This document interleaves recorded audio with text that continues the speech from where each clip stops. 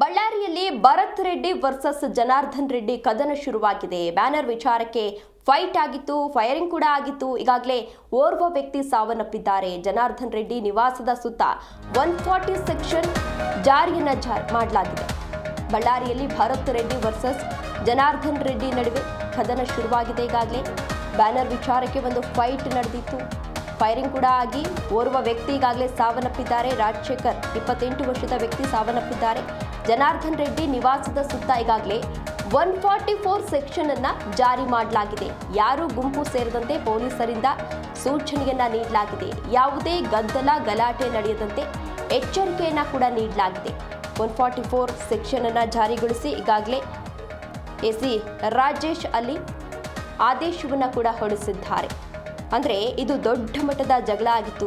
ನಾಳೆ ಒಂದು ವಾಲ್ಮೀಕಿ ಪುತ್ಥಳಿ ಅನಾವರಣ ಕಾರ್ಯಕ್ರಮ ಇತ್ತು. ಆ ಹಿನ್ನೆಲೆಯಲ್ಲಿ ಭರತ್ ರೆಡ್ಡಿ ಹಾಗೂ ಜನಾರ್ದನ್ ರೆಡ್ಡಿ ಬೆಂಬಲಿಗರ ಒಂದು ಬ್ಯಾನರ್ ವಿಚಾರಕ್ಕೆ ಇಬ್ಬರ ಬೆಂಬಲಿಗರ ನಡುವೆ ಕೂಡ ಒಂದು ದೊಡ್ಡ ಮಟ್ಟದಲ್ಲಿ ಜಗಳ ಆಗಿದೆ. ಅಂತಹ ಸಂದರ್ಭದಲ್ಲಿ ಭರತ್ ರೆಡ್ಡಿ ಅವರ ಆಪ್ತ ಏನಿದ್ರು ಸತೀಶ್ ರೆಡ್ಡಿ ಅವರ ಖಾಸಗಿ ಅಂಗರಕ್ಷಕರು ಗಾಳಿಗೆ ಗುಂಡು ಹಾರಿಸಿದ್ದಾರೆ. ಅಂತಹ ಸಂದರ್ಭದಲ್ಲಿ ಒಬ್ಬ ವ್ಯಕ್ತಿಗೆ ಈಗಾಗಲೇ ಸಾವನ್ನಪ್ಪಿದ್ದಾರೆ. ಇನ್ನು ಕೆಲವೊಂದಷ್ಟು ಜನರಿಗೆ ಗಂಭೀರವಾದಂತಹ ಗಾಯ ಆಗಿ ಅವರನ್ನ ಹಾಸ್ಪಿಟಲ್ಗೆ ದಾಖಲು ಮಾಡಲಾಗಿದೆ. ಇಂತಹ ಸಂದರ್ಭದಲ್ಲಿ 140 ಸೆಕ್ಷನ್ ಅನ್ನ ಜಾರಿ ಮಾಡಲಾಗಿದೆ. 1973ರಲ್ಲಿ ಜಾರಿಗೆ ಬಂದಿರುವಂತಹ ಸೆಕ್ಷನ್ ಇದು.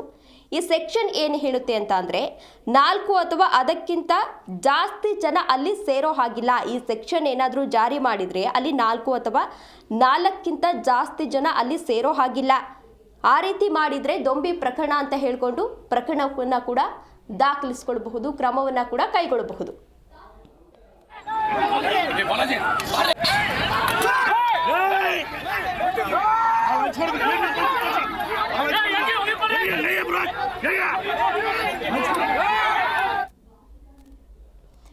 ಇದೇ ವಿಚಾರಕ್ಕೆ ಸಂಬಂಧಪಟ್ಟಂತೆ ಹೆಚ್ಚಿನ ಡೀಟೇಲ್ಸ್ ಅನ್ನ ನೀಡಲಿದ್ದಾರೆ ನಮ್ಮ ಪ್ರತಿನಿಧಿ ವೀರೇಶ್ ರೆಡ್ಡಿ. ವೀರೇಶ್ ರೆಡ್ಡಿ, ಇದೀಗ ಬಳ್ಳಾರಿಯಲ್ಲಿ ಏನೇನು ಆಗ್ತಾ ಇದೆ ಅನ್ನೋದು ನಮ್ಗೆ ಈಗಾಗಲೇ ಗೊತ್ತೇ ಇದೆ. 140 ಸೆಕ್ಷನ್ ಅನ್ನ ಈಗಾಗಲೇ ಜಾರಿ ಮಾಡಲಾಗಿದೆ. ಸದ್ಯದ ಪರಿಸ್ಥಿತಿಯಲ್ಲಿ ಹೇಗಿದೆ?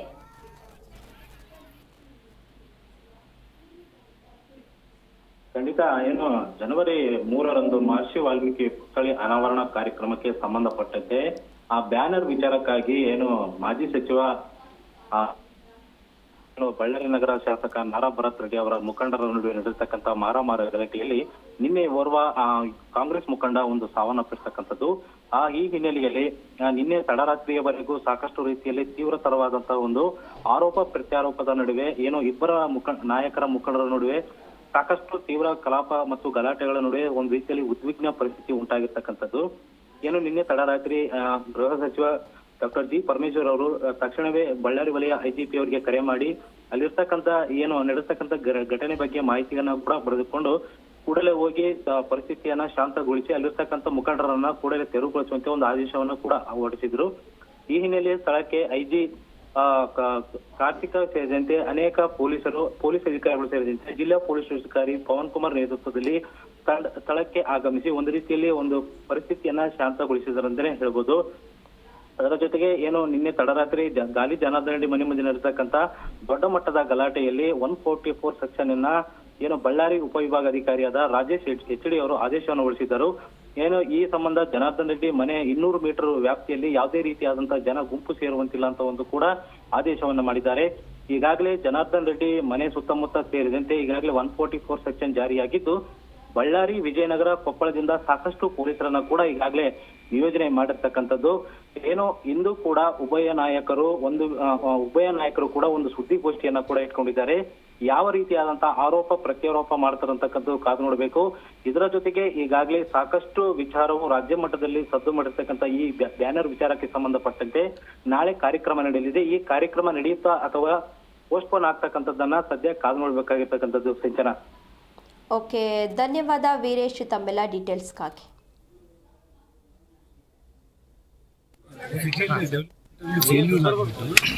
ಮನೆ ಮೇಲೆ ಬಂದು ರೌಡಿಗಳನ್ನ ಕಲಿಸಿ ಪೋಸ್ಟರ್ ನೆಪದಲ್ಲಿ ಇಲ್ಲಿರುವಂಥವರೆಲ್ಲರೂ ಹೊಡೆದು ಬಡಿದು ಶನಿವಾರ ಒಂದು ವಾಲ್ಮೀಕಿ ಪುತ್ಥಳಿ ಅನಾವರಣ ಕಾರ್ಯಕ್ರಮ ಇತ್ತು. ಹಾಗಾಗಿ ಅಲ್ಲಿ ಒಂದು ಬ್ಯಾನರ್ ಅನ್ನ ಕಟ್ತಾ ಇದ್ರು. ಅಂತಹ ಸಂದರ್ಭದಲ್ಲಿ ಭರತ್ ರೆಡ್ಡಿ ಹಾಗೂ ಜನಾರ್ದನ್ ರೆಡ್ಡಿ ಅವರ ಬೆಂಬಲಿಗರ ನಡುವೆ ಒಂದು ಬ್ಯಾನರ್ ಹಾಕುವ ವಿಚಾರಕ್ಕೆ ದೊಡ್ಡ ಮಟ್ಟದ ಜಗಳ ಆಗಿತ್ತು. ಅಂತಹ ಸಂದರ್ಭದಲ್ಲಿ ಭರತ್ ರೆಡ್ಡಿ ಅವರ ಆಪ್ತ ಏನಿದ್ರು ಸತೀಶ್ ರೆಡ್ಡಿ ಅವರ ಖಾಸಗಿ ಅಂಗರಕ್ಷಕರು ಗಾಳಿಗೆ ಗುಂಡನ್ನ ಹಾರಿಸಿದ್ದಾರೆ. ಅಂತಹ ಸಂದರ್ಭದಲ್ಲಿ ಈಗಾಗಲೇ ಒಬ್ಬ ವ್ಯಕ್ತಿ ಕೂಡ ಸಾವನ್ನಪ್ಪಿದ್ದಾರೆ. ರಾಜಶೇಖರ್ ಎಂಬ ವ್ಯಕ್ತಿ 28 ವರ್ಷ ಆಗಿತ್ತು, ಅವರು ಸಾವನ್ನಪ್ಪಿದ್ದಾರೆ. ಕಲ್ಲು ತೂರಾಟವನ್ನ ಕೂಡ ನಡೆಸಲಾಗಿತ್ತು. ದೊಡ್ಡ ಮಟ್ಟದ ಜಗಳ ಅಂತಾನೆ ಹೇಳಬಹುದು. ಕೆಲವೊಂದಷ್ಟು ಜನರಿಗೆ ಈಗಾಗಲೇ ಗಂಭೀರವಾದಂತಹ ಗಾಯಗಳಾಗಿವೆ. ಅವರನ್ನ ಹಾಸ್ಪಿಟಲ್ಗೆ ದಾಖಲು ಮಾಡಿ ಚಿಕಿತ್ಸೆಯನ್ನ ಕೂಡ ನೀಡಲಾಗಿತ್ತು. ಜೊತೆಗೆ ಜನಾರ್ದನ್ ರೆಡ್ಡಿ ಅವರು ಕೂಡ ಈಗಾಗಲೇ ಗಂಭೀರವಾದಂತಹ ಆರೋಪವನ್ನ ಮಾಡಿದ್ರು. ನನ್ನನ್ನ ಹತ್ಯೆ ಮಾಡಲಾಗ್ತಾ ಇದೆ, ಹತ್ಯೆಗೆ ಸ್ಕೆಚ್ ಅನ್ನ ಹಾಕಲಾಗ್ತಾ ಇದೆ. ನಾನು ಕಾರಿನಿಂದ ಇಳಿದ ತಕ್ಷಣವೇ ಅಲ್ಲಿ ಜನಾರ್ದನ್ ರೆಡ್ಡಿ ಬಂದ್ರು ಅಂತ ಕಿರುಚ್ತಾ ಇದ್ರು. ಅಂತಹ ಸಂದರ್ಭದಲ್ಲಿ ಫೈರಿಂಗ್ ಅನ್ನ ಮಾಡಲಾಗಿದೆ.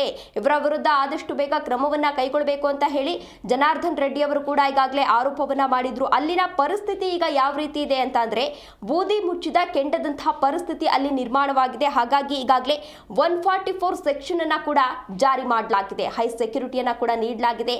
ಅಲ್ಲಿ ಯಾರು ಕೂಡ ಗುಂಪು ಕಟ್ಕೊಂಡು ಬರೋ ಹಾಗಿಲ್ಲ, ಗುಂಪಲ್ಲಿ ಬಂದು ಮಾತನಾಡುವ ಆಗಿಲ್ಲ ಅಂತ ಹೇಳಿ ಈಗಾಗಲೇ 144 ಸೆಕ್ಷನ್ ಅನ್ನ ಕೂಡ ಜಾರಿ ಮಾಡಲಾಗಿದೆ.